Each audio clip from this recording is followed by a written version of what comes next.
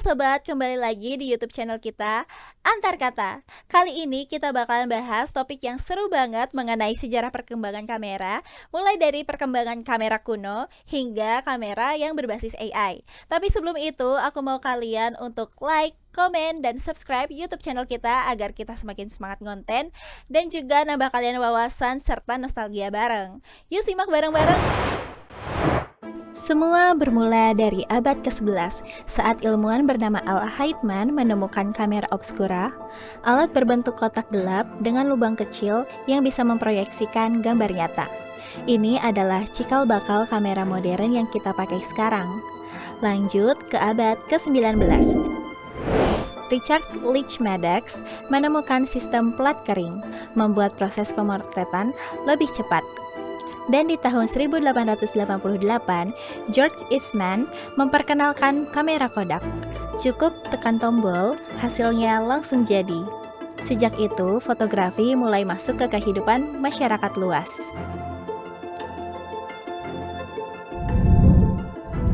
Di pertengahan abad ke-20, muncul kamera profesional seperti TLR dan SLR yang memberikan kontrol lebih terhadap komposisi dan fokus. Tahun 1947, Polaroid menciptakan kamera instan yang bisa cetak foto dalam hitungan menit. Tahun 1970-an dan 80-an, dunia diperkenalkan dengan kamera autofocus. Pengguna nggak perlu atur manual, tinggal bidik dan jepret. Kamera bekerja sendiri mencari fokus. Tahun 1975, Steve Sesson dari Kodak menciptakan kamera digital pertama yang menggunakan sensor CCD. Walaupun besar dan rumit, inilah awal revolusi digital dalam fotografi. Tahun 2000-an, kamera mulai tertanam dalam ponsel pintar. Fotografi menjadi sesuatu yang mudah diakses semua orang, kapanpun dan dimanapun. Ini dia, Sony Handycam DCR DVD yang populer banget pada masanya. Dan ini aku temuin di tahun 2005 dan ini keluaran tahun 2000-an. Oke, di sini aku bakalan unboxing kamera ini dan ngasih tahu ke kalian betapa bagusnya Sony Handycam ini. Oke, di sini aku mau unboxing Sony Handycam DCR DVD. Dan di isinya itu ada kamera legendaris banget di kalangan waktu itu. Nah, di sini ada bukunya. Terus di sini ada namanya ini DVD RW, yaitu kayak tempat alat penyimpanannya mereka itu. Nah, ini dia kameranya. Desainnya itu cukup menarik dan juga lensanya itu kecil banget. Nih bisa dilihat kalau misalnya desainnya itu emang kayak zaman dulu sih. Cuman ini aku suka banget karena dia itu pegangannya seperti ini dan juga dia masih pakai DVD RW ini. Nanti ini dimasukin ke sini. Nah, aku mau jelasin dulu kalau misalnya fitur unggulan dari Sony Handycam ini bisa night shot infrared atau bisa rekam dalam gelap dan zoom optik yang tajam. Nah, Handycam ini dulu sering banget dipakai untuk dokumentasi keluarga, acara pernikahan, ataupun bahkan dalam buat film pendek juga bisa loh. Nah, kamera ini juga dilengkapi dengan DVD-R ataupun DVD-RW mini sebagai media penyimpanannya mereka.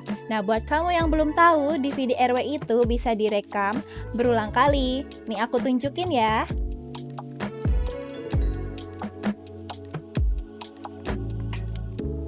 Nah, bentukannya itu kayak gini. Jadi dia tuh kayak kaset kecil gitu dan mini. Kalau misalnya ini kalian simpen ataupun masukin ke dalam laptop ataupun komputer kalian, nanti hasil dari video ataupun fotonya itu bisa masuk ke dalam komputer kalian melalui DVD RW ini.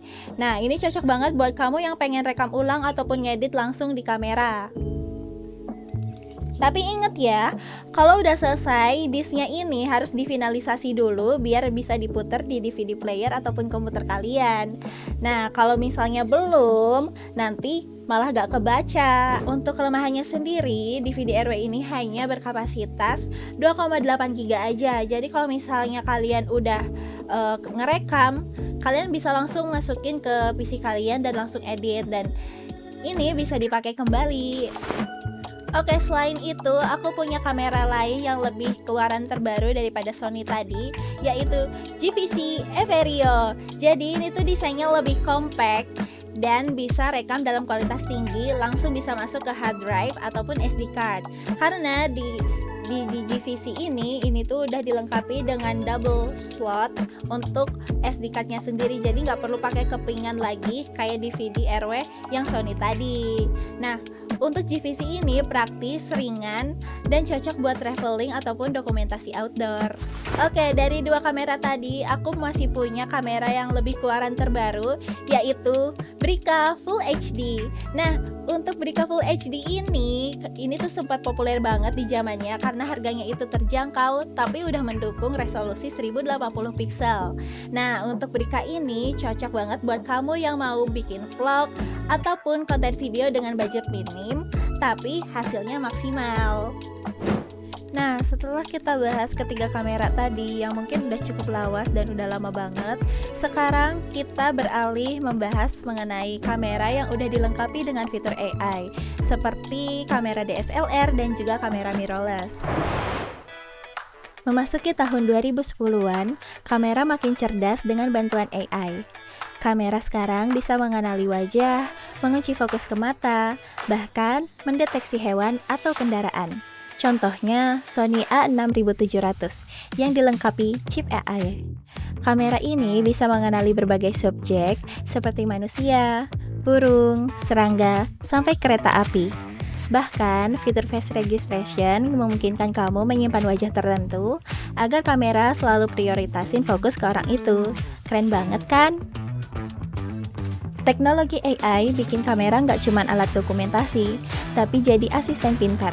Mulai dari memotret di cahaya rendah, subjek bergerak cepat, hingga kondisi ekstrim, semua bisa diatasi. Siapapun sekarang bisa hasilkan foto profesional berkat bantuan AI. Nah, itu dia perjalanan panjang soal perkameraan. Kalau kalian punya kamera kayak aku, kamera legendaris ataupun kamera kuno seperti Sony Handycam, GVC, dan Brica, kalian komen di bawah ini ya dan ceritain pengalaman kalian saat memakai kamera tersebut. Nah, mungkin segitu aja penjelasan dari aku, semoga bermanfaat dan nambah wawasan kalian, dan jangan lupa like, komen, dan subscribe channel YouTube kita, dan juga jangan lupa share sebanyak-banyaknya ke teman-teman kalian biar mereka juga nambah wawasan soal perkameraan. Nah, sampai jumpa. Bye-bye.